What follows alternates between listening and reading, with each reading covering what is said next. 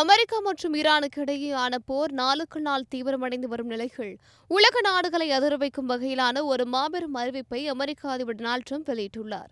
ஈரானின் மிகப்பெரிய கச்சா எண்ணெய் ஏற்றுமதி மையமாக விளங்கும் கார் தீவை அமெரிக்க படைகள் முழுமையாக கைப்பற்ற வாய்ப்புள்ளதாக அவர் பகிரங்கமாக எச்சரித்துள்ளார்.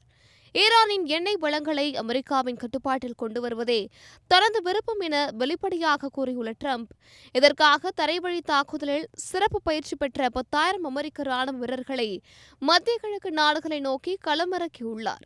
அமெரிக்காவின் இந்த அதிரடி முடிவால் உலகளாவிய எரிசக்தி சந்தைகள் பெரும் பதற்றம் நிலவி வருவதுடன் கச்சா எண்ணெய் விலை பீப்பாய்க்கு $116 கடுமையாக உயர்ந்துள்ளது.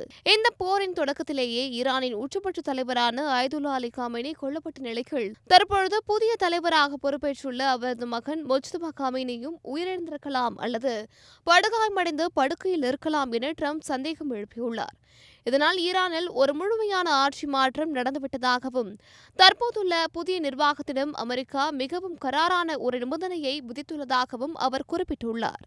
அதன்படி ஏப்ரல் 6ஆம் தேதிக்குள் அமைதி ஒப்பந்தத்திற்கு ஈரான் சம்மதிக்க வேண்டும். இல்லையென்றால் ஈரானின் ஒட்டுமொத்த எரிசக்தி மற்றும் எண்ணெய் கட்டமைப்புகளும் அமெரிக்காவால் தரைமட்டமாக்கப்படும் என்ற இறுதி எச்சரிக்கை விடுக்கப்பட்டுள்ளது. ஒருபுறம் போர் மேகங்கள் சூழ்ந்திருந்தாலும் மறுபுறம் பாகிஸ்தான் நாட்டின் முன்னெடுப்பால் இரண்டு நாடுகளுக்கும் இடையே மறைமுகமான அமைதி பேச்சுவார்த்தைகளும் மிக வேகமாக நடந்து வருகின்றன.